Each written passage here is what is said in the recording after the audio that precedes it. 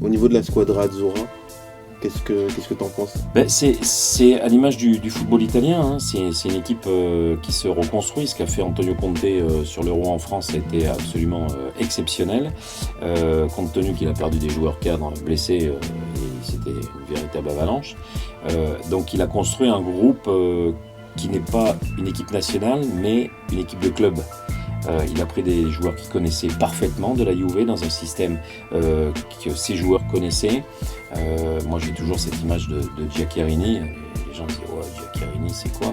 Giaccherini c'est un joueur loyal et c'est un joueur qui rendra mais à 1000% sa sélection donnée par son sélectionneur, et on l'a vu sur cet Euro. Et aujourd'hui, on a l'après-Conte, qui était un entraîneur et sélectionneur charismatique, avec Ventura qui arrive, qui repart avec quelques bases, mais qui est en train d'inclure maintenant des jeunes. On peut penser à Belotti notamment devant, qui est associé à nouveau à Immobile, des joueurs qui sont bien connus au Torino. Voilà quoi, cette équipe elle est là, elle est mature avec des Buffon, des Chiellini, des Bonucci, mais il y a plein de jeunes qui arrivent derrière et la passation de pouvoir va se faire tout à fait tranquillement. Quelles sont les jeunes pépites pour toi à suivre? Donnarumma, ça c'est sûr, Caldara derrière, Rugani, tous ces joueurs-là, Mattia De Cilio qui est au Milan justement. Voilà, c'est toute cette nouvelle génération qui arrive, les Belotti devant, ça fait longtemps qu'on n'a pas retrouvé un attaquant en Italie de cette envergure. Et après, il faut toujours compter sur les joueurs cadres et qui ont l'expérience des grands rendez-vous. La crise qu'a passé le football italien, est-ce que ça permet pas justement à des jeunes qui étaient peut-être à un moment... Je pense que oui, ça leur permet de se montrer. Et aujourd'hui, ils ont beaucoup travaillé là-dessus aussi en Italie, parce qu'on a vu que acheter des joueurs étrangers, c'est bien, mais c'est pénalisant pour la sélection nationale, on le voit avec l'Angleterre. Il y avait toujours une tradition de grands défenseurs en Italie. On va dire que Chiellini, Bonucci, Barzagli sont les héritiers. Et j'ai l'impression qu'il y a un peu de vide dans cette tradition de grands stoppers. Ça va revenir avec les jeunes, hein, quand on voit justement Caldara qui a été acheté par la Juve, quand on voit Rugani qui est arrivé aussi, on voit ils grandissent dans l'ombre des Chiellini, Bonucci, Barzagli, et avec la sélection nationale aussi, ils vont grandir dans cette ombre-là, donc ils vont prendre de l'expérience et prendre les bonnes choses.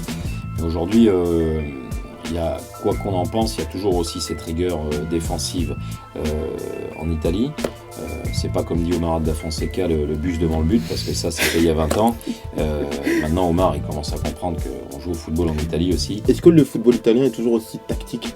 Ah oui, ça oui, il y a toujours de la tactique, il y a toujours des choses, et on le voit sur certains matchs très importants, des matchs clés, on voit des choses qui resteront toujours.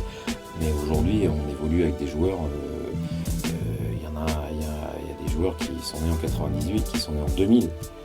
Qui n'ont pas connu ce qui s'est passé avant, et voilà, on est passé aussi à autre chose. Aujourd'hui, c'est quand même beaucoup pour l'attaque.